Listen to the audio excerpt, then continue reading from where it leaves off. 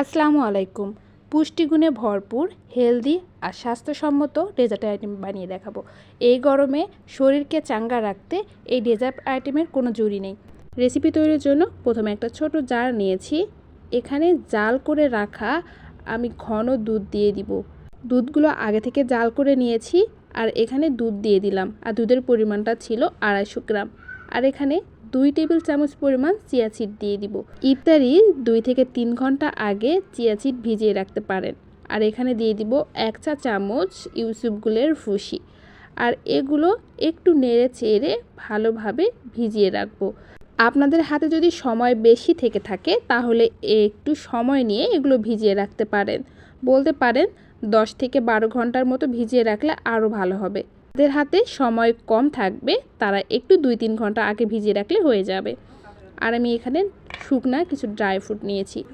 আর 3টা কাজু বাদাম আর 3টা নিয়েছি কাঠবাদাম। এগুলো কুচি করে কেটে নিতে হবে। আপনাদের ইচ্ছে মতো ড্রাই ফ্রুট নিয়ে নেবেন। তবে আমি 2 ধরনের ড্রাই ফ্রুট দিয়ে করতেছি। যতটা পারা যায় কুচি করে কেটে নিতে হবে। কাজু বাদাম আর কাঠবাদাম এগুলো যদি একটু দাঁতে পড়ে দেখবে যে খেতে ভীষণ মজা লাগতেছে।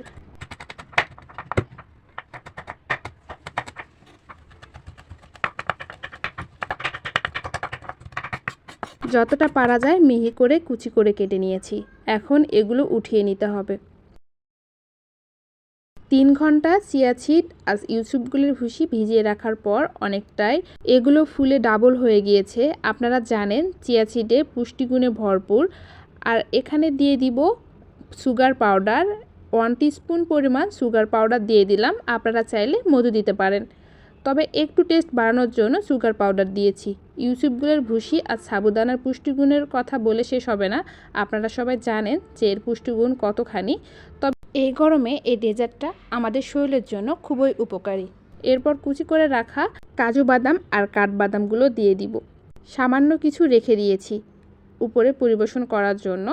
আর এখন এগুলো ভালোভাবে নেড়েচেড়ে মিশিয়ে নিতে হবে। ইউসুফগুলের ভুসি আমাদের পেটকে পরিষ্কার করবে আর পেট ঠান্ডা রাখবে। দেখবেন যে গ্যাসের সমস্যা যাদের রয়েছে তাদের অনেকটাই কমে যাবে। তো তৈরি হয়ে গেল দুধ, ইউসুফগুলের ভুসি, চিয়া সিড দিয়ে মজাদার এই ডেজার্ট আইটেমটি। ছোট থেকে বড় সকলের খাওয়ার জন্য এই ডেজার্ট আইটেমটি ভীষণ উপকারী।